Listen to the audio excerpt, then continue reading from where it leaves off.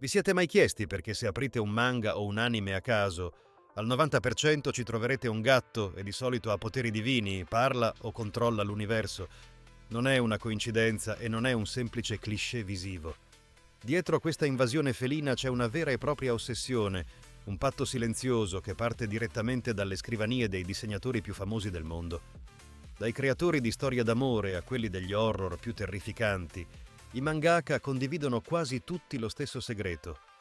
Oggi scopriremo come la folle vita dei fumettisti giapponesi, unita a un folklore millenario e a un pizzico di astronomia, ha trasformato i gatti nei veri e propri registi occulti della cultura pop globale. Per capire questa ossessione, dobbiamo guardare come vive un mangaka. Il ritmo di lavoro nell'industria dei manga è, senza mezzi termini, disumano. Parliamo di turni che vanno dalle 15 alle 20 ore al giorno, chiusi nella stessa stanza, con scadenze settimanali spietate che portano all'isolamento totale. In questo scenario di pura solitudine, il cane che richiede attenzioni, passeggiate e interazione costante diventa ingestibile. Il gatto, invece, è la musa perfetta. È l'unico compagno che non distrae, ma assiste. Vive nello stesso fuso orario notturno del disegnatore. Fa le fusa riducendo i livelli di cortisolo e riempie il silenzio senza pretendere nulla. Un caso esemplare è quello di Junji Ito, il maestro indiscusso dell'horror moderno, celebre per storie disturbanti come Uzumaki. L'uomo che ha terrorizzato milioni di lettori con le sue visioni grottesche è stato letteralmente sconfitto dalla gelosia per i suoi gatti.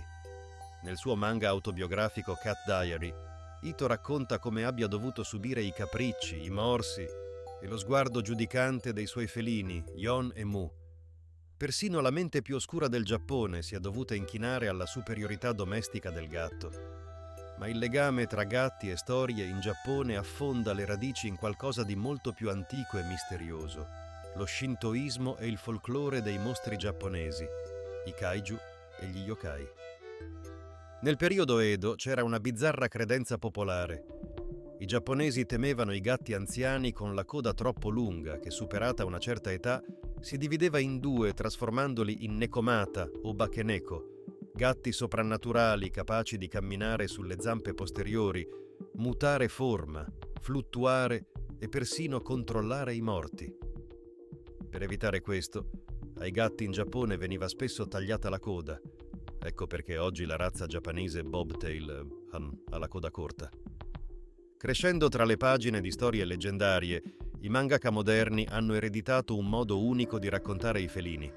Per loro un semplice miau non è mai stato abbastanza per descrivere l'anima di un gatto. Quando un autore inserisce un felino nella sua opera, sta attingendo a secoli di misticismo.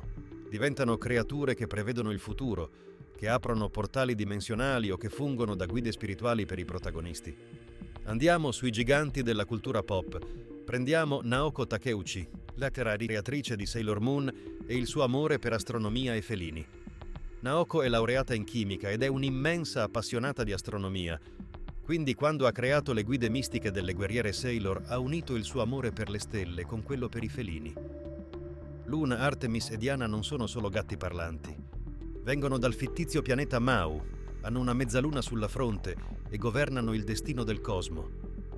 I gatti, per lei, sono entità aliene venute dallo spazio profondo per proteggere la Terra. E che dire di Satoshi Tajiri, la mente dietro i Pokémon, dove l'influenza felina è evidente in personaggi come Meowth, ispirato al Maneki-Neko. Pensate a Mew, il Pokémon ancestrale da cui discendono tutti gli altri. Tajiri e il suo team hanno voluto donargli l'eleganza fluttuante, la curiosità giocosa, le orecchie e la struttura anatomica di un felino. Il Pokémon più raro e potente dell'universo genetico è, a tutti gli effetti, un gattino rosa spaziale. In fin dei conti, forse i mangaka non fanno altro che mettere su carta una verità che tutti i proprietari di gatti conoscono bene. Vedono nei felini esattamente quello che cerchiamo di scoprire noi qui su Space Feline. Un piccolo essere alieno, indomabile e superiore, che per qualche strano motivo ha deciso di colonizzare il nostro divano e ispirare le nostre storie. Ma ora la parola passa a voi.